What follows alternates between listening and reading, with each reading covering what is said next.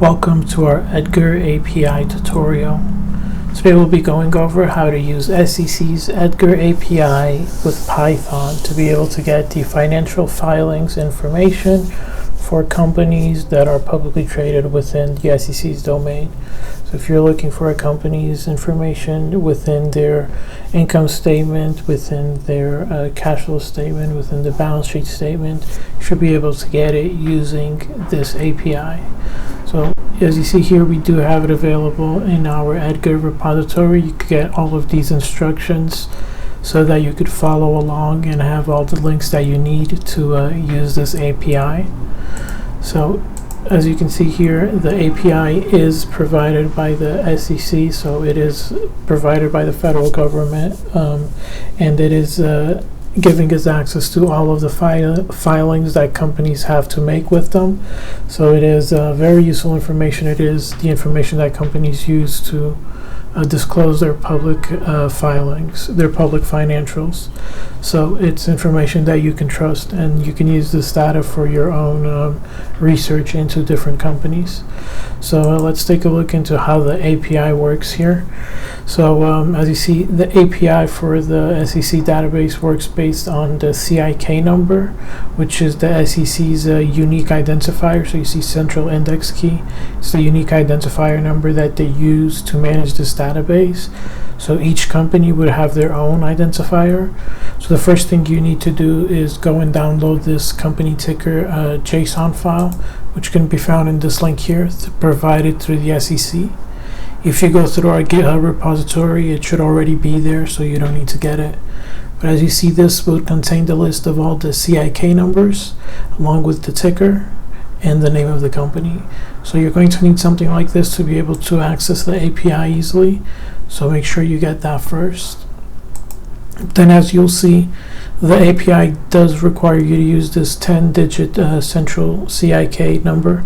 So you will have to use this function to provide the output in this manner. So let's get into it and get right into the Python that you'll need. So this function here is what you'll need to be able to provide you with the CIK in the way that you need it to make the API calls. So you see, this is what it would look like with the 10-digit number of the CIK. And with this, we can go ahead and start making these calls to the API so that we could see what this data might look like. So you see, this is the link that you would use to get the company's information, along with the ticker and the function that we created above. And it will provide you a link like this, which provides you with the access to this file, which, as you'll see here, provides you with the same things that we're seeing there. So you see, it provides you with the facts, US facts. And within the facts, so if you open this one up, you have the DEI and the US GAAP. This one just contains these two things, so the entity common stock shares and the entity public float. The US GAAP is really where you'll have most of the data that we'll be looking for. So you see things like assets, current and non-current, cash, commercial paper, all of the things that you'll want to look for within the financial statements. This is predominantly where they'll be. So let's see how we can actually access this data now. So if you pull it into a database and you structure it, you can actually see how you can get all of the data available to you in a format like this. Takes a few functions which we have here. Not too complicated. Essentially, all you want to do is iterate through them and organize them. They have the label, the description, and the units, which you can then take to label out in this manner. You see, they have the start and the end dates. They have the value, and the form which they were filed. Generally, it's 10Ks, 8Ks for amendments.